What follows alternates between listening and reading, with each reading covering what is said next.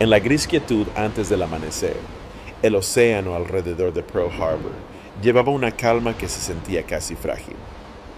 A las 06:37 de una mañana de domingo, un delgado periscopio atravesó esas aguas tranquilas, siguiendo la silueta de un barco de suministro de movimiento lento. Desde el puente de un destructor envejecido, un joven reservista de Minnesota estabilizó sus binoculares, sin estar seguro si lo que veía era real o solo otro juego de luces. Pero su capitán sabía más. El teniente William Outerbridge había estado al mando del USS Ward durante apenas 48 horas cuando subió al puente y miró hacia esa sombra errante. Lo que vio lo obligaría a tomar el tipo de decisión que divide la rutina de la historia. Un submarino japonés enano se deslizaba hacia la entrada del puerto con la intención de romper las defensas de una flota que aún dormía. Lo que sucedió a continuación marcaría el primer disparo estadounidense de la Segunda Guerra Mundial. Y, sin embargo, la advertencia que siguió sería desestimada, pasada por alto en los últimos minutos de calma antes de que estallara el caos. ¿Cómo se convirtió un destructor olvidado con una tripulación de reserva en el barco que intentó salvar Pearl Harbor? ¿Y por qué su destino volvió a encontrarse con el hombre que disparó ese primer tiro? En las décadas anteriores a esa frágil mañana de 1941, el USS Ward ya había vivido una vida plena. Construida en el último año de la Primera Guerra Mundial, nunca vio un combate real. En cambio, se deslizó silenciosamente hacia 2 décadas de quietud, atada a un muelle en San Diego, mientras el mundo a su alrededor cambiaba. Su acero envejeció, sus motores se cansaron, y cuando destructores más nuevos y rápidos llenaron la flota, Ward se convirtió en poco más que una reliquia que simplemente se negaba a hundirse. Pero la guerra tiene una manera de llamar de vuelta a la luz incluso a los olvidados. A principios de 1941, cuando las tensiones con Japón se intensificaron como un tornillo de banco en el Pacífico, la Marina necesitaba cada casco que pudiera flotar. Ward fue sacada de su largo letargo y readmitida en servicio. La tripulación que subió a bordo de sus cubiertas no era una unidad de combate endurecida, sino 85 reservistas navales de Minnesota. Hombres que habían entrenado en fríos fines de semana del Medio Oeste, que memorizaban procedimientos de libros en lugar de batallas, que nunca habían llevado un destructor al mar. Llevaban un sentido del deber, no experiencia, sobre las placas oxidadas bajo sus botas. Sus primeros meses juntos fueron torpes, disciplinados, decididos. Bajo la vigilancia del teniente comandante Hunter Wood, aprendieron los ritmos de un destructor, el golpe de los calderines al despertar, el movimiento preciso de las grúas de torpedos, el silencio tenso de los turnos de amanecer. Para el otoño, sus ejercicios se convirtieron en instinto. Para el invierno ya no eran una tripulación de reserva, eran la tripulación de Ward. 2 días antes del momento más decisivo de su servicio, el mando pasó al teniente William Outerbridge. Entendías el Pacífico de maneras que pocos otros lo hacían. Había observado a Japón prepararse para la guerra durante sus años en la estación de China. Reconoció los bordes duros de la determinación en su estrategia naval, la paciencia detrás de sus movimientos. Cuando subió a bordo del Ward el 5 de diciembre de 1941, no vio un destructor obsoleto. Vio una responsabilidad. Las horas previas al amanecer del 7 de diciembre comenzaron sin drama. Un cazaminas zigzagueaba a través de la entrada del puerto. Un avión de patrulla volaba perezosamente sobre ellos. Ward trazó patrones lentos a través del agua oscura, sus motores zumbando a 15 nudos. Los vigías escaneaban el horizonte con el enfoque resignado de hombres que esperaban otro turno tranquilo. Luego vino la primera chispa de inquietud, una señal del dragaminas Condor a las 03:56 informando de un posible submarino. Outerbridge fue sacado de su sueño, aún en bata de baño cuando llegó al puente. Durante casi 2 horas, Ward registró la entrada. Los ecos del sonar resonaban en el agua vacía. Nada emergió. Nada se movió. A las 04:35 la tripulación fue liberada de los cuarteles generales. Otra falsa alarma. Otro informe nervioso en un mes lleno de ellos. Sin embargo, la historia a menudo se oculta detrás de momentos que parecen insignificantes. Y justo cuando la tripulación volvía a sus rutinas, un barco de suministro se acercó al puerto con una sombra silenciosa siguiéndolo. Un avión de patrulla marcó el agua con humo. Un joven oficial llamó a Outerbridge. El verdadero comienzo había llegado. La tranquila superficie del Pacífico se movió mientras el USS Ward avanzaba, sus motores esforzándose contra el agua. Lo que había comenzado como una patrulla rutinaria, ahora era una carrera medida en segundos. A las 0637, cuando el teniente Outerbridge levantó sus binoculares y enfocó la extraña silueta detrás del barco de suministros Antares, la verdad se asentó con escalofriante claridad. Esto no era una falsa alarma. No fue una lectura nerviosa. Un submarino enano japonés estaba intentando infiltrarse en Pearl Harbor. Las órdenes de Outerbridge atravesaron el barco como electricidad. Todos los motores a toda máquina. General de combat. Pongan todas las armas en posición. Prepárense para embestir.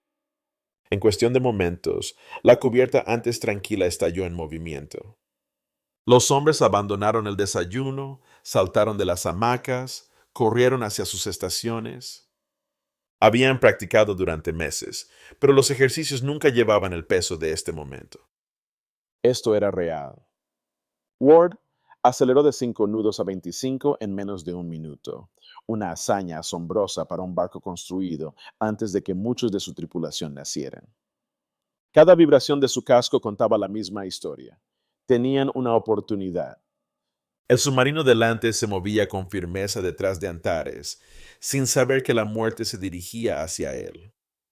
No se sumergió. No cambió de rumbo. Simplemente avanzó sigilosamente, confiando en el secreto de la neblina de la mañana temprana. A 100 yardas, el primer cañón de Ward disparó. El proyectil chilló sobre el agua y falló, pasando justo por encima de la torre de mando. 15 segundos después, el cañón número 3 disparó. La distancia era de 50 yardas. Esta vez, el proyectil impactó con una precisión brutal, desgarrando el submarino en la línea de flotación, justo donde la torre de mando se encontraba con el casco. El impacto hizo que el submarino se inclinara hacia estribor. Una herida tan profunda en ese ángulo era mortal. Ward pasó rugiendo a toda velocidad y soltó 4 cargas de profundidad programadas para detonar a 30 pies. El océano estalló detrás de ella. Grandes columnas de agua blanca se elevaron con cada explosión submarina. Luego vino el silencio, roto solo por el susurro del petróleo extendiéndose por la superficie. No quedaba nada más. A las 06:53, Outerbridge envió su informe. Hemos atacado, disparado y lanzado cargas de profundidad contra un submarino que operaba en el área defensiva del mar. Estaba claro. Directo, inconfundible. Y sin embargo, nadie le creyó. El mensaje se transmitió por la cadena con baja prioridad. Quizás la tripulación se equivocó. Quizás fue por los nervios. Durante semanas se habían reportado avistamientos de submarinos y se habían descartado. ¿Por qué debería ser diferente esta vez? La consecuencia de esa incredulidad se desarrolló exactamente 1 hora y 2 minutos después. A las 07:55, el cielo sobre Pearl Harbor se oscureció con las sombras de 103 aviones japoneses. Los bombarderos en picada se lanzaron hacia abajo. Los aviones torpederos rasaban el agua. Los cazas rugían sobre ellos. La fila de acorazados desapareció bajo explosiones y fuego. Fue el golpe inicial de una guerra que cambiaría el mundo. Pero dentro de esa hora, antes de que cayeran las bombas, antes de que se alzaran las llamas, el USS Ward ya había disparado los primeros disparos estadounidenses de la Segunda Guerra Mundial. Ya había intentado dar la alarma. Ya había visto venir el peligro. Y la habían ignorado. Para los hombres del USS Ward, Las horas que siguieron al ataque submarino estuvieron llenas de confusión, frustración y un creciente sentido de temor. Habían hecho todo bien. Habían identificado un buque enemigo, lo habían atacado con precisión, confirmado el impacto y reportado la amenaza exactamente como lo exigía el protocolo. Sin embargo, el puerto detrás de ellos permanecía tranquilo, inmóvil, inalterado. No sonaron alarmas. No se tomaron medidas defensivas. Su advertencia se disolvió en la rutina matutina de una flota dominical anclada. Mientras las explosiones retumbaban en Pearl Harbor a las 7:55, Ward aún estaba patrullando fuera de la entrada, observando el humo elevarse en columnas negras y altísimas. Escucharon las llamadas frenéticas por radio, oyeron el pánico en las voces de los marineros que habían sido sorprendidos sin previo aviso, y comprendieron con dolorosa claridad que su informe nunca había sido creído. El costo de esa incredulidad resonaría a través del Pacífico. 2.403 estadounidenses muertos, 4 acorazados hundidos, 4 más dañados y casi 200 aviones destruidos antes de que siquiera despegaran. En los días que siguieron, Ward continuó buscando más submarinos, lanzando más de 130 cargas de profundidad sobre contactos sospechosos. Ninguno dio confirmación. Y mientras el shock del ataque se transformaba en dolor y rabia, las dudas comenzaron a surgir.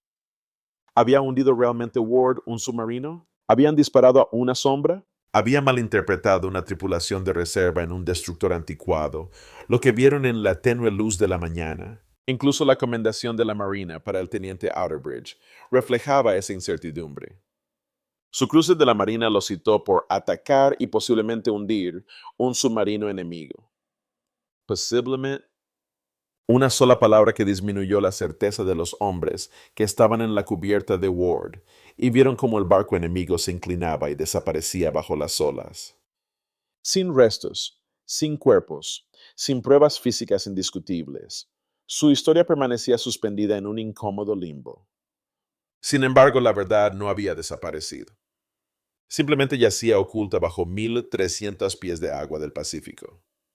El programa de submarinos enanos japonés, añadido apresuradamente al plan de ataque de Pearl Harbor, nunca había sido aceptado por sus propios comandantes. Los oficiales de aviación advirtieron que usar los submarinos corría el riesgo de alertar a los estadounidenses demasiado pronto. El almirante Isoroku Yamamoto aprobó la misión de todos modos. 5 submarinos nodriza transportaron sus frágiles embarcaciones de 2 hombres a través del Pacífico. Todas fueron lanzadas en la oscuridad. Todos se perdieron. Uno fue hundido dentro del puerto. Uno encalló y fue capturado. 2 desaparecieron para siempre. Y uno, el submarino de Ward, se convirtió en las primeras bajas japonesas confirmadas de la Guerra del Pacífico. Pero durante 61 años, la prueba descansó en el testimonio de los hombres que tiraron del cordón de disparo. Los equipos de búsqueda en 1991 y 2000 rastrearon el fondo del océano fuera de Pearl Harbor, guiados por sonar y magnetómetros, pero no encontraron nada. No fue hasta 2002, cuando la tecnología avanzada de escaneo lateral estuvo disponible, que los investigadores finalmente avistaron el submarino. Intacto, erguido, sin perturbaciones, y atravesado por un agujero de 4 pulgadas exactamente donde la pistola número 3 de Ward lo había golpeado. Un solo disparo perfecto. Un momento largamente dudado. Una verdad finalmente emergiendo de las profundidades. Desde una perspectiva estratégica, el hundimiento del submarino enano por el USS Ward es más que un enfrentamiento aislado. Se erige como uno de los ejemplos más tempranos y claros de cómo la advertencia, incluso cuando es precisa, puede fallar dentro de una estructura de mando rígida e incapaz de manejar la sorpresa. En las tensas semanas previas al 7 de diciembre, los Estados Unidos recibieron información dispersa que insinuaba las intenciones japonesas, pero ninguna de ellas se consolidó en una imagen vívida de un ataque inminente. La flota del Pacífico, Confiaba en rutinas que nunca habían sido puestas a prueba por un adversario dispuesto a arriesgarlo todo en un solo golpe devastador. El informe ignorado de Ward expuso la fragilidad de ese sistema. En todos los niveles, los oficiales dudaron en elevar el mensaje, quizás por precaución, quizás por incredulidad de que la guerra pudiera realmente llegar en la tranquilidad de una mañana de domingo. Fue que un momento en el que el juicio humano, moldeado por suposiciones de paz, no logró coincidir con la realidad que se acercaba. En análisis posteriores, los historiadores militares describirían la hora entre la advertencia de Ward y las primeras bombas como una de las omisiones más costosas en la historia naval estadounidense. Globalmente, el ataque a Pearl Harbor marcó un punto de inflexión. La decisión de Japón de atacar fue una declaración de que la diplomacia había fracasado y que sus ambiciones imperiales solo podían asegurarse mediante la fuerza. El uso coordinado de portaaviones, submarinos enanos y tácticas de sorpresa demostró un estilo moderno de guerra que dejó atónitos a los observadores de todo el mundo.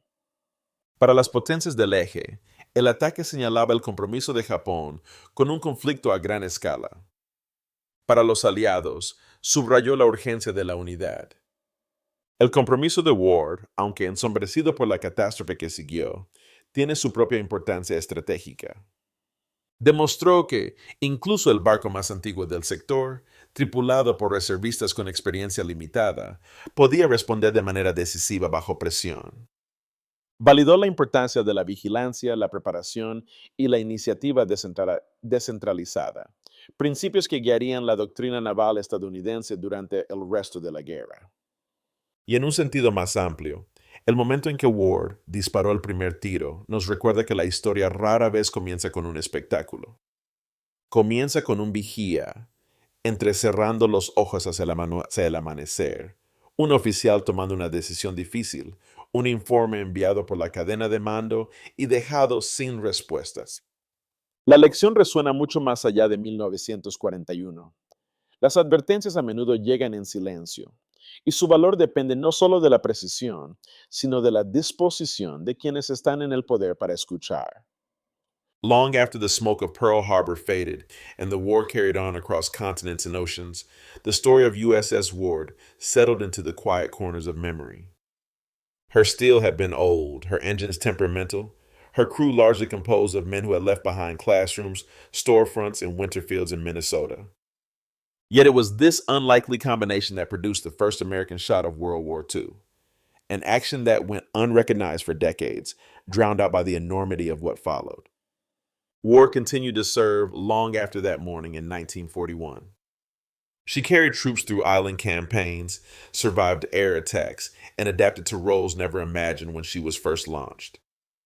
But her final chapter came on December 7th, 1944, when a kamikaze plunged into her hull at Ormoc Bay.